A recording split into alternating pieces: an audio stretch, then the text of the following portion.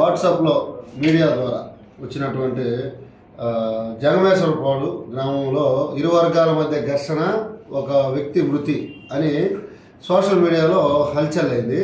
అయితే అది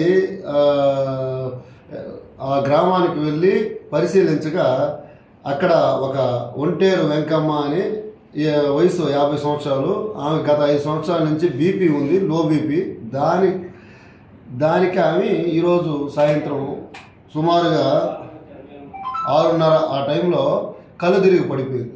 వెంటనే వాళ్ళ కుటుంబ సభ్యులు దుర్గిలో ఉన్నటువంటి హాస్పిటల్కి తీసుకెళ్ళి చూపించారు. ఇప్పుడు బాగానే ఉంది ఆమె వెళ్ళి అడగగా ఇట్లా విచారించగా ఇట్లా ఎవరు చనిపోయారంటే, ఇదేం సార్ అదేం లేదు, తప్పుడు ప్రచారం చేశారు, దీనివల్ల మా గ్రామంలో ఇప్పటికే కొంచెం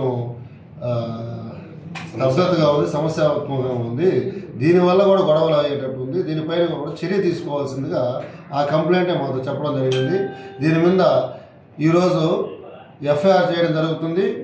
దానికి సంబంధించినటువంటి వ్యక్తిని ఎవరైతే సోషల్ మీడియాలో అది సర్క్యులేట్ చేశారో ఆ వ్యక్తి మీద అరెస్ట్ చేయడం కూడా జరుగుతుంది.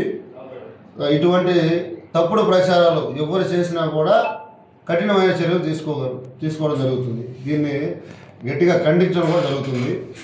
దయచేసి ఇటువంటి తప్పుడు ప్రచారాలు నిర్ధారణ చేసుకోకుండా ఏదైనా కూడా మీరు ప్రచురించకూడదని కోరుతున్నాను.